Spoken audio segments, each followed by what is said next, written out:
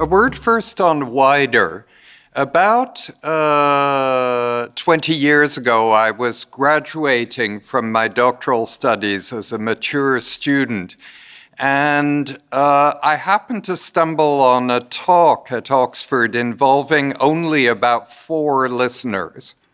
It was by a very charged up young British graduate student who had just spent 9 months wandering around war-affected Sierra Leone.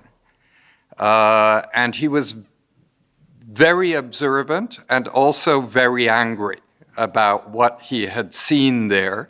And he was very good at communicating the urgency of what was happening there and the underlying economic incentives at play for a number of the actors.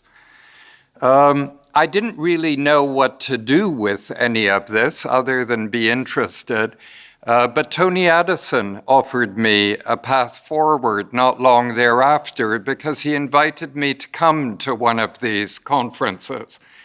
And during the conference, I was sort of desperately listening for entry points to the economics community, of which I'm not a member. I'm more on the political science end of things, for this bundle of issues with economic features, political features, some other features.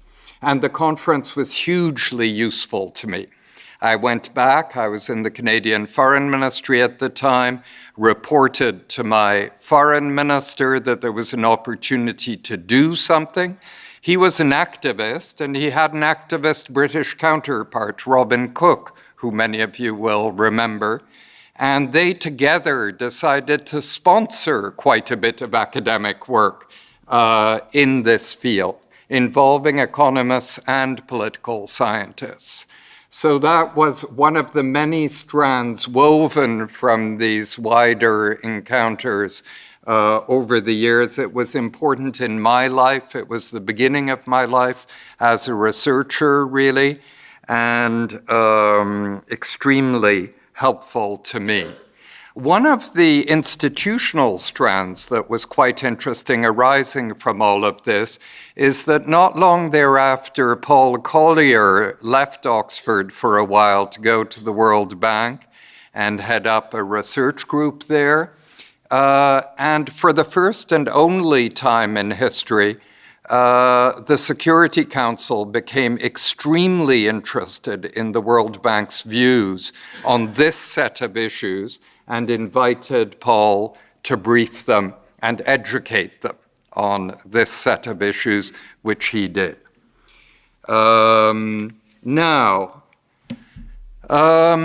SDGs don't spring from a vacuum. First, there were the MDGs, and a word or two on the MDGs, because everything has a history. The MDGs sprang as an outcome, the outcome really, of a Millennium Summit full of high-flown sentiments and good intentions, genuinely good intentions, but an amorphous mess intellectually, as is often the case with international conferences. And it was ultimately left to a very small team in Kofi Annan's office with some expert advice from some people in this room today and a few others to formulate the Millennium Development Goals. The member states of the UN were rather put out. Who were these mere officials to be formulating global goals? Well, given that the member states had signally failed to formulate anything themselves, and as they weren't presenting any alternative, the goals were adopted rather grudgingly. And it's important to remember that for the first 5 or 6 years of the goals, opinion was very pessimistic that they could be achieved, that they would be achieved, any of them, and certainly not the majority of them, it was felt. And actually, things turned out otherwise because the majority of them were achieved. The first 15 years of the new millenniums were very good ones for much of the developing world in terms of economic growth and in a number of other ways. And so the serial pessimists were confounded. And this is what led to the idea that perhaps a more sophisticated package of goals with perhaps more methodological input would be helpful. It wasn't uncontroversial from the outset because this time the member states wanted to formulate the goals, but most of their negotiators weren't particularly knowledgeable. A number of them were, of course. But it became very much one of these titanic UN negotiating processes, which was much more about winning and losing your point than the substance of anything. There was some input, a couple of high-level panels, one chaired by a president of Finland, I think, President Helsinki, helped because they managed to become more serious about the content. Member states basically aggregated most of the good ideas they heard rather than essentially trying to prioritize anything. They usefully established links between different subject areas. I think that's one of the strengths of the Sustainable Development Goal package. They introduced something that would have been too controversial for the Millennium Development Goals, the sector of peace, security, justice, institutions, tremendously important in development, as we know, because in the absence of these things, development becomes so much more difficult. And eventually came up with the package you know. Now, there are pluses and minuses. The plus of the MDGs was it was simple, straightforward, any idiot could understand it, and governments found it relatively easy to get their heads around it. And governments, after all, are the ones charged with implementing the goals. The Sustainable Development Goal package is hugely more sophisticated in the positive and also derisory sense, in that, frankly, it's very hard for any government to digest fully.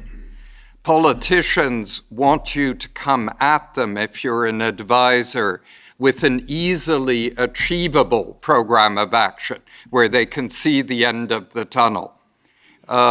The SDG package is the beginning of quite a long tunnel, and the end point is hard to detect now. Why?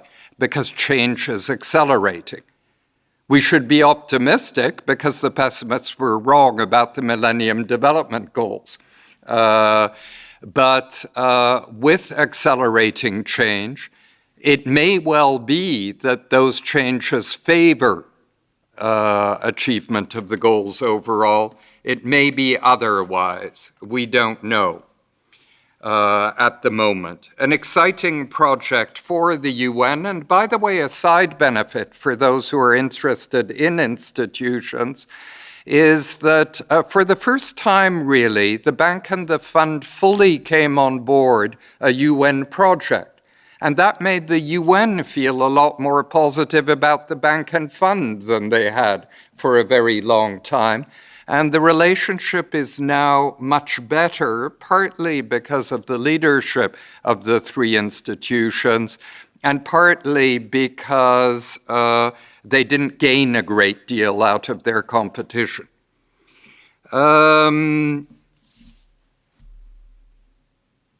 There's so much we don't know